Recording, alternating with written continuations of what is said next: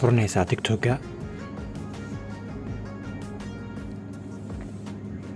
TikTok markaa soo furato kabacdi profile-ka ayaa tagaysaa qaybtaas kabacdi edit profile ayaa leedahay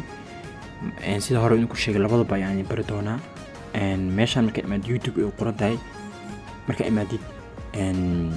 kaliya waa ku dhufanaysaa link ayaa leedahay confirm ayaa leedahay bis waa sidaas ay u furanbo YouTube-ka marka YouTube sida uu xiran lahayd iyadana waa sahlan tahay edit profile-ka marka timaadi meesha hadda link aad dhigayso aad YouTube ku leh aad YouTube marka ku dad badan international ayuu yani ku dhibaatoodan oo yani Chrome markuu kula aado Soomaalida aad meena wax ma fahansana marka YouTube-kaaga Gmail ku samaysan yahay ayaa ku dhufanaysaa Gmail-ha telefoonka kacsan ayuu soo qabtay mid kamid ah ayaa ku dhufanaya marka waa midka YouTube-kaaga ku samaysan yahay marka waxaa lu dhahayaa make sure you trust TikTok ma hubtaa inaad TikTok aamintay password-ka YouTube-ka iyo wax walba oo dhacaa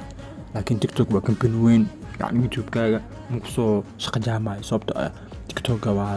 company weyn allo ayaa leedahay markuu application-ada kale oo yarka ugu weydiiyo allo ha dhihin yani application waxaa jira scammers oo tuuga jiraan marka TikTok laakiin waa company weyn yani lama ahan in YouTube channel xun isku ceebeynayaan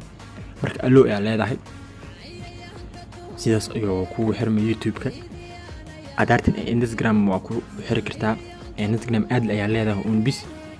soo ku geenayo marka aniga had mar weynaa Instagram ka xiro marka YouTube sidaas ayuu xirisaa waad ku masantahay daawashada muuqaalkan gaarsiiya intuu lagu qalmo asxaabtaada u sheer gareey. Assalaamu calaykum warahmatullaahi taala wabarakaatuh.